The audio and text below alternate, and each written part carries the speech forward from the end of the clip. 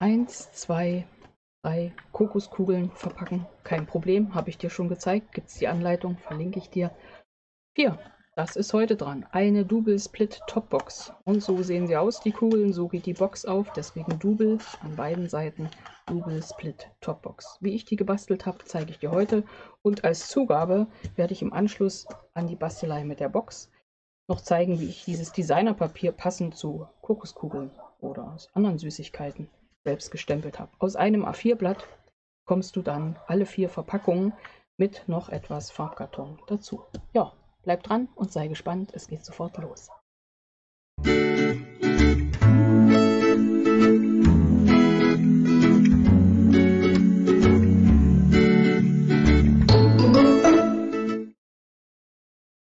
Hallo und herzlich willkommen in meiner Kreativwerkstatt. Schön, dass du dabei bist. Ich bin Angela von der Stempelfamilie.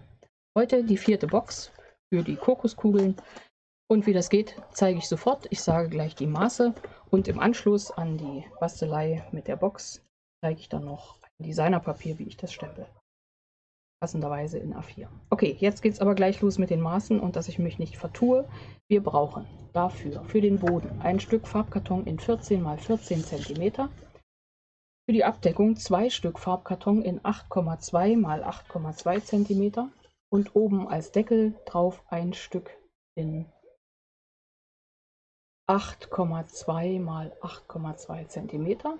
Außerdem brauchen wir dann zum Verzieren noch diverse Designerpapiere. Für obendrauf ein Stück in 7,6 x 7,6 cm und nach Bedarf, wenn du alle 4 Felder hier gestalten möchtest, noch jeweils im Ganzen 4 Stücks in 7,5 x 2,5 cm.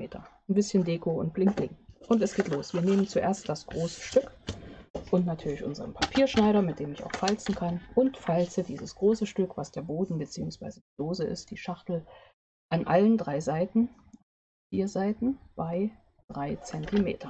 Die Schneideklinge kommt erstmal nach oben und dann lege ich das immer rechts an bei 3 cm und drehe das hier drin, ohne das aufzumachen, und schiebe praktisch jedes Mal um 90 Grad gedreht und habe dann alle 4 Seiten gefaltet. cm. Jo, Nummer 1 können wir auch gleich fertig machen. Ich schneide jetzt an 2 gegenüberliegenden Seiten ein, jeweils bis zur ersten Kreuzung. Schneide hier so einen kleinen Keil raus, dass ich es besser positionieren kann, und auf der anderen Seite genauso.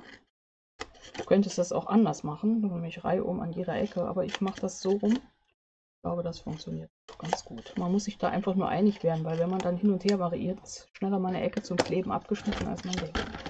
Jo, und das Ganze wird gefalzt und geklebt. Und das mache ich an der Stelle wirklich mit Flüssigkleber, auch wenn es nicht meine erste Klebeoption ist. Trotzdem mit Flüssigkleber, weil dann kann ich das gut drücken. Der Winkel muss 90 Grad werden, gut positionieren, andrücken.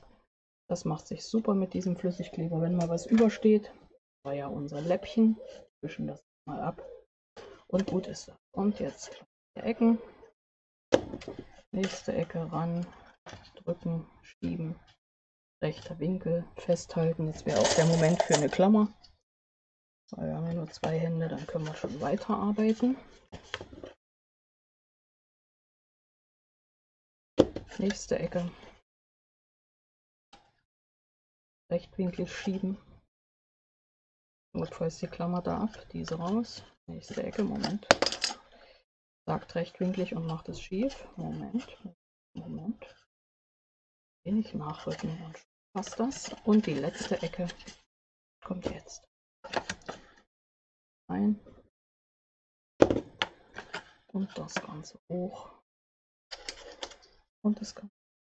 Und derweil nehmen wir uns die Seitenfelder.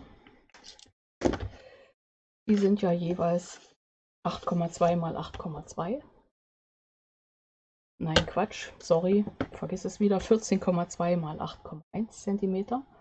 Und die falzen wir jetzt an der langen Seite eingelegt, links und rechts, bei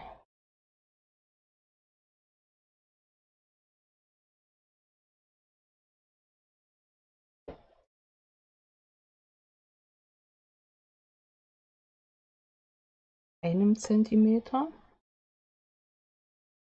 Also Moment, die lange Seite bei 3,1. Also hier links und rechts bei 3,1.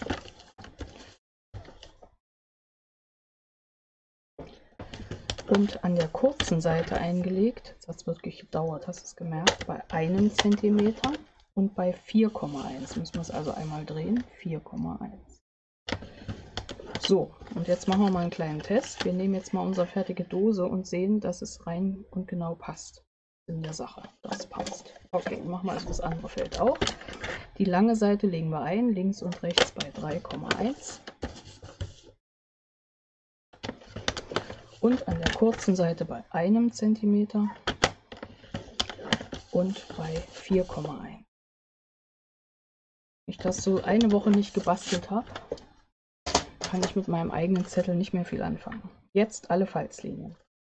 Hier links und rechts und diese auch so in diese Richtung. Hier unten schneiden wir jetzt raus. Erstmal wieder ein Keil. Diese Seite, also praktisch dieses kleine kurze Feld. Und hier schneiden wir ein Klebelasche und auch wieder einen keilförmig. Dann können wir es besser positionieren. Und schräg. Und dann kannst du das, wie ich das hier gemacht habe, so schräg schneiden und das geht wie folgt. Ich nehme hier einfach ein bisschen Augenmaß, schneide das schräg und nehme jetzt den Keil und setze ihn auf die andere Seite genauso ran und schneide die Schräge dann auch so ab. Und dadurch wird das überall gleich. Und das kann ich auch hier drüben schon machen. Sehe ich ja, wo es hin muss. Und zwar hier. Schneide ich schon Schräge. Und die gleiche Schräge nehme ich hier. Also meine Schablone.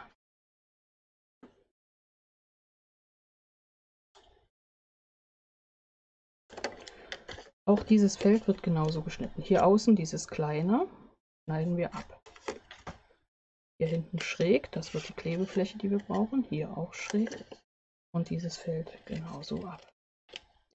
Hier schneiden wir gerade ein, aber in diese Klebeflächenrichtung schräg. Und das machen wir auf der anderen Seite genauso. Hier gerade und da schräg. Und jetzt wird wieder geklebt. Und zwar, diese Flächen wären unsere Klebeflächen wieder mit einem rechten Winkel.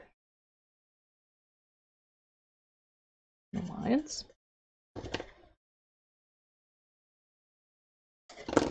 Auf der anderen Seite genauso. Du siehst schon, wenn meine schräge Verzierung dieses Feld hier etwas drüber ragt, dann muss ich da einfach ein Eckchen abschneiden. Das sehen wir gleich. Hier siehst du, dieses Eckchen schneiden wir einfach ab. Ja, und das machen wir auf dieser zweiten Seite auch. Ist hier eine Double Split Topbox. Genauso schräg. So viel Klebstoff. Da hilft uns Mikrofasertuch einfach zum Abwischen. Hier auch Zipfel weg und das letzte Feld.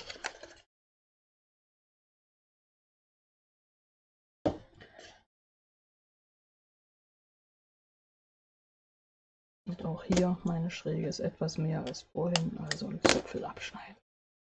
Ja, bevor wir kleben, machen wir mal einen Test, ob die ganze Aktion passt. Wenn sie nicht passt, muss ich wieder von vorne anfangen, aber natürlich passt sie.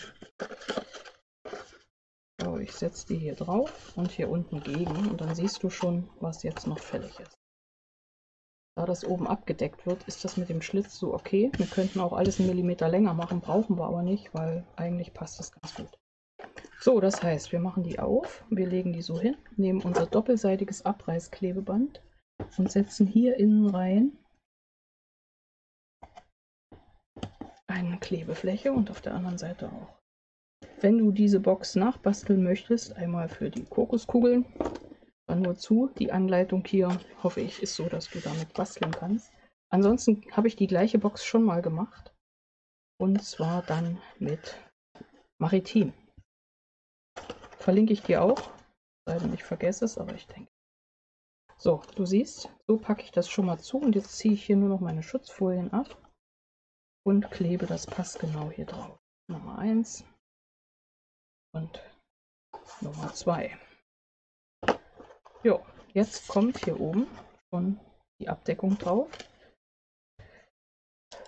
Ich glaube, das schaffe ich auch mit doppelseitigem Abreißklebeband. Nummer 1 und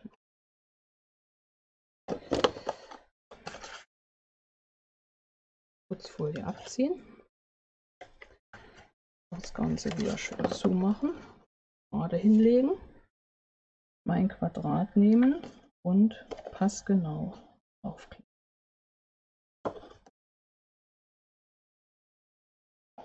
So, dann klebt das schon. Wunderbar. Jetzt nehme ich mir, braucht man nicht, aber kann man nehmen, doppelseitigen Klebemagneten und setze einen hier innen rein. Dann ist er nachher nämlich auch komplett weg und die andere Seite kommt dann hier drauf. Okay, das passt. Heißt, wir kleben wieder versteckt. Und passt das super. Es würde auch so halten, aber so hält es natürlich noch besser. Dann nehme ich mir ein Stück Band. Muss man auch nicht, aber macht sich ganz gut. Setze hier vorne mit etwas Abstand ein Stück doppelseitiges Abreißklebeband drauf. Und mein Bändchen oben drüber. Und zwar lege ich da eine Schlinge. Notfalls mache ich das noch zweimal, bis ich zufrieden bin mit meiner Schlinge. Mittig. Passt das super. Und jetzt schneide ich mir aus diesem Stück, bei dieser Box lasse ich den Rest einfarbig, schneide ich mir jetzt mein Abdeckungsfeld in 7,6 x 7,6 cm.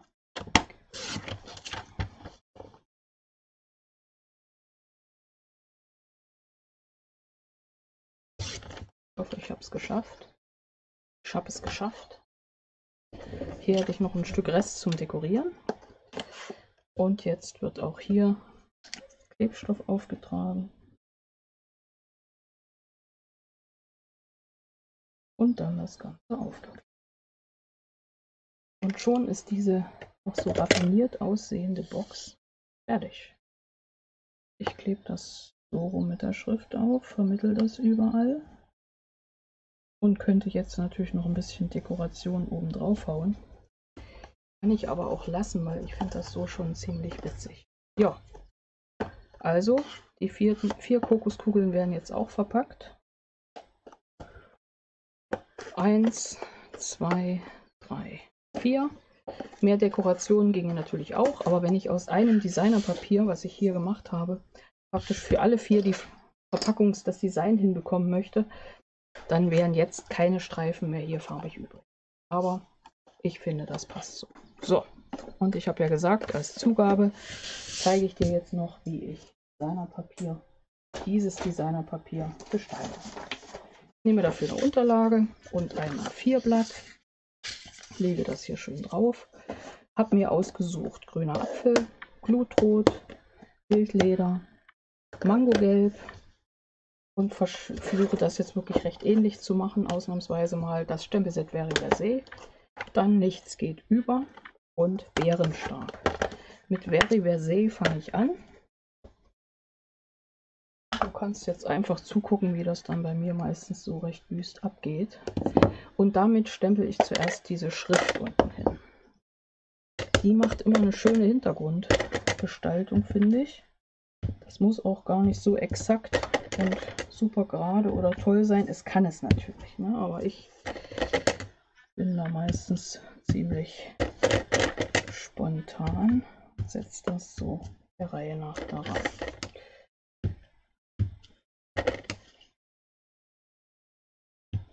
So, das wäre schon mal der Schritt Nummer 1.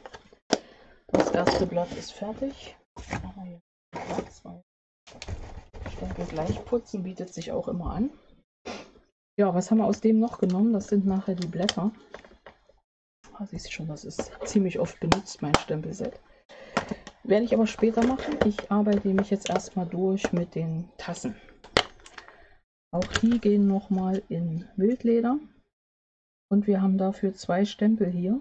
Wir hätten dann noch die Pralinen, aber wir haben hier einmal in dem Stempelset die Tasse als Kontur und die Tasse als Füllung. Und dafür nehme ich mir jetzt einen kleineren Stempelblock, mache hier wieder auf und werde den ersten Abdruck immer als Kontur nehmen.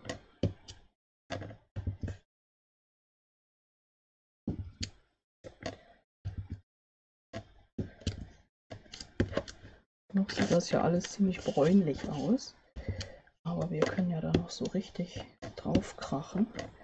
Es muss auch gar nicht so viel sein.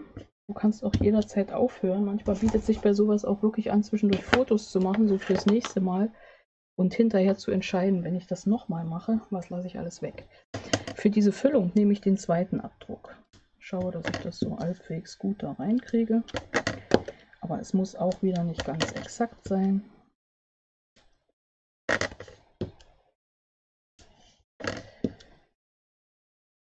Es gibt unterschiedliche Effekte auch dadurch, dass du eventuell noch die Stempelmatte drunter legst. Und wie gesagt, auch der zweite und dritte Abdruck gibt durchaus einiges her.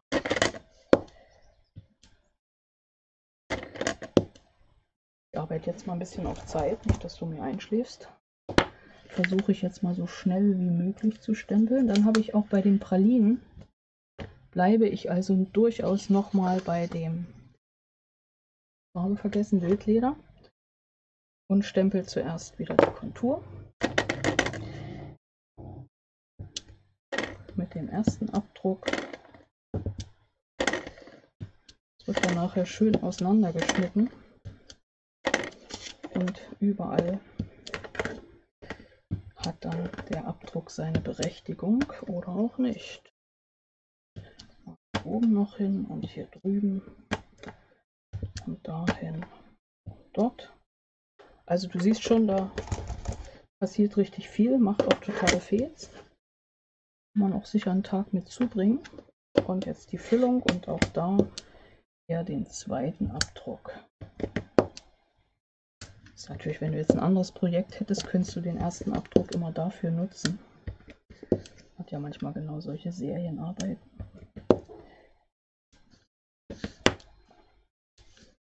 Dann musst du das nicht hier auf die Unterlage machen. Du könntest also ein zweites Blatt daneben legen und gleich zwei verschiedene Designerpapiere gestalten. Wollen wir noch einen dritten Abdruck nehmen. Ach, da oben ist noch einer. Haben wir einen vergessen, siehst du. Putzen und fertig. Rein damit.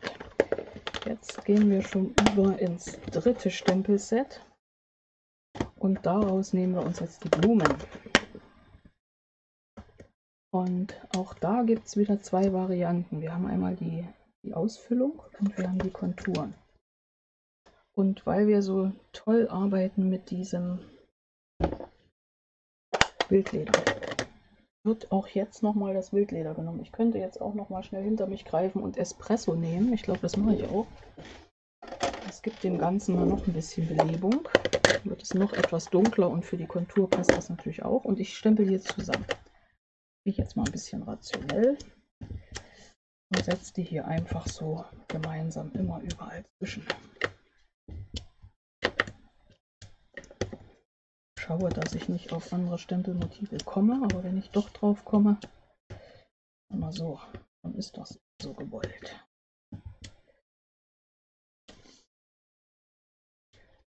So, mal gleich im kritischen Bereich des Videos von der Länge. Ich hatte da letztens mal so ein Ding, das ich so fleißig vor mich hingebastelt habe.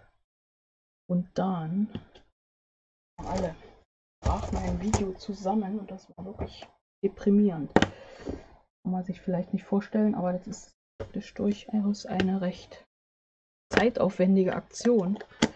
Und wenn das dann einfach so zusammenbricht zwischendrin, man kann leiden sein. So, okay, jetzt rote Blüten, die Ausfüllung. Nehmen wir das Glutrot, dran denken, die großen sind es. So exakt wie möglich, aber auch nicht übertreiben und einfach drauf und vielleicht auch mal den zweiten Abdruck nehmen. Und wenn es nicht ganz exakt ist, dann ist das die künstlerische Freiheit. Die großen nehme ich jetzt in Blutrot und die kleinen werde ich gleich in Mango-Gelb stempeln. Bisschen genauer drehen vielleicht hier. Halbwegs exakt wäre ja schon nicht schlecht. So. Ich denke, wir haben alle. Notfalls müssen wir nacharbeiten. Kommt hier rein, dass nichts verloren geht. Und jetzt einmal den Klotz auch noch putzen. Jetzt nachher wieder mal ins Wasser baden. So. Was fehlt uns noch zum Glück? Wir nehmen mal jetzt das Mango-Gelb für die kleinen Blüten und ganz zum Schluss, was fehlt auf dem Papier? Na klar, ein bisschen Grün. Das machen wir dann ganz zum Schluss. Und zwar, ja, wie schon gesagt, das grüne Apfel. Und da nehme ich nochmal meinen Stempel von einem von Veriversé, den mit den Blättern.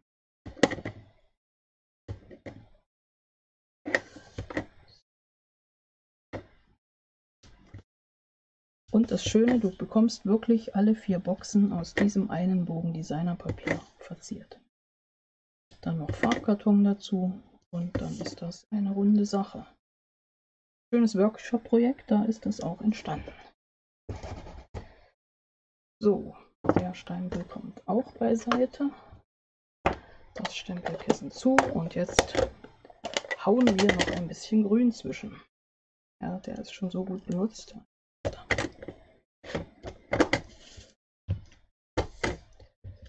Auch hier können wir mal den zweiten Abdruck nehmen, den ersten immer da, wo er klar drauf kommt, den zweiten, wo er so ein bisschen dahinter sitzt. Ja, kann man natürlich sagen, es ist jetzt fast zu viel, aber man kann auch sagen, warum nicht. Darf auch mal ein bisschen mehr sein.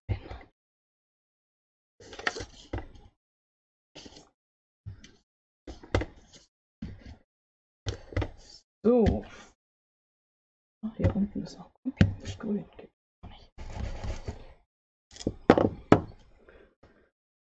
Und um jetzt die Verbindung zu schaffen, nehmen wir nochmal den nicht. Hier, dieser ist es, den Blending-Pinsel und das Mango-Gelb und ziehen da nicht komplett mit dem dunklen, aber mit dem mittelhellen drüber, also mit dem zweiten Abrieb, sagen wir mal. Und haben jetzt gleich noch ein bisschen Farbe in das Ganze rein. Das muss auch nicht überall gleich sein, sondern es kann ruhig so ein bisschen gescheckt sein. Und das Ding ist, das sieht vielleicht jetzt im Ganzen doch ziemlich wüst aus, aber dadurch, dass das dann zerschnitten wird, ist das im Kleinen, finde ich, wieder total schicki. Jo, jetzt kommt die Unterlage weg. Das war mein Original. Ich bin nah dran, finde ich. Und ich zeige dir das nochmal in der Anwendung. Da habe ich also ähnlich drauf gehauen. Und nochmal, wenn du das weniger möchtest, hör einfach einen Schritt eher auf. Aber so lässt sich ganz schnell ein individuell passendes Designerpapier gestalten. Diesmal ein bisschen hoch. Wie gesagt, ich mag's, weil zerschnitten wird ja alles irgendwo einzeln zur Geltung kommen. Jo, das war's. Die 4. Box zu meinen Kokoskugeln und die Gestaltung des passenden Designerpapiers dazu. Das war mein Projekt für heute. Wenn es dir gefallen hat, gib mir doch gern einen Daumen hoch, das freut mich total. Abonniere meinen Kanal, wenn du es noch nicht gemacht hast. Klicke am besten auf die Glocke neben dem Abo-Button, dann verpasst du keines meiner weiteren Videos und Anleitungen. Informationen unten drunter in der Beschreibung. Auf meinem Blog gibt es noch weitere Infos und auch alle Maße. Hier geht es weiter mit noch mehr Anleitungen und Tipps, also bleib dran und sei gespannt. Bis gleich in meinem nächsten Video. Ich freue mich auf dich. Deine Angela von der Stempelfamilie.